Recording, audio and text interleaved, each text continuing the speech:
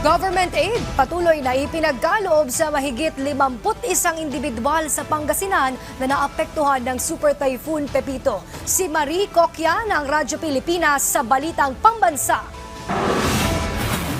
Patuloy na inihahatid ang tulong ng gobyerno sa 6,440 na pamilya na binubuo ng 51,230 na mga individual na naapektuhan ng pananalasa ng Super Typhoon Pepito sa Pangasinan. Sinabi ni Leilani Bolivar, PSWDO Social Welfare Officer, na 100% ng mga nasalantang pamilya ay binigyan ng family food packs ng kani-kanilang LGU. Aniya, nagbigay din ang pamahalaang panlalawigan ng 74 na food packs sa evacuees na sa Provincial Evacuation Center sa Lingayen.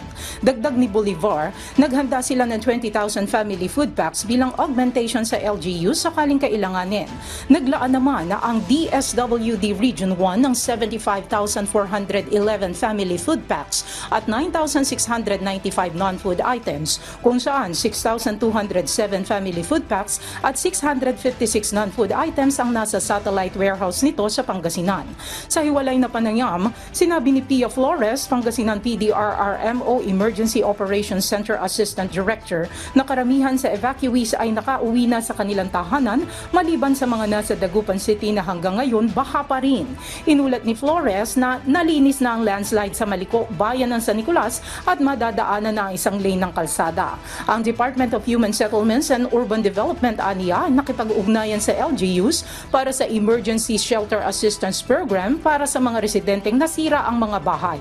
Ani Flores, una nang nakapagtala ang PDRRMO ng 11 milyon na halaga ng pinsala sa mangga at iba pang puno ng prutas at gulay. Ayon naman sa regional na tanggapan ng Department of Agriculture at Bureau of Fisheries and Aquatic Resources na isinasagawa pa rin ang validation ng pinsala sa sektor ng agrikultura at pangisdaan, ngunit namahagi na sila ng buffer seeds at naghahanda ng fingerlings para sa mga apektadong magsasaka at mangingisda. Samantala, walang naiulat na nasawi sa lalawigan. Mula RP Tayo, Pangasinan, Marimildred Estrada Coccia para sa Balitang Pambansa.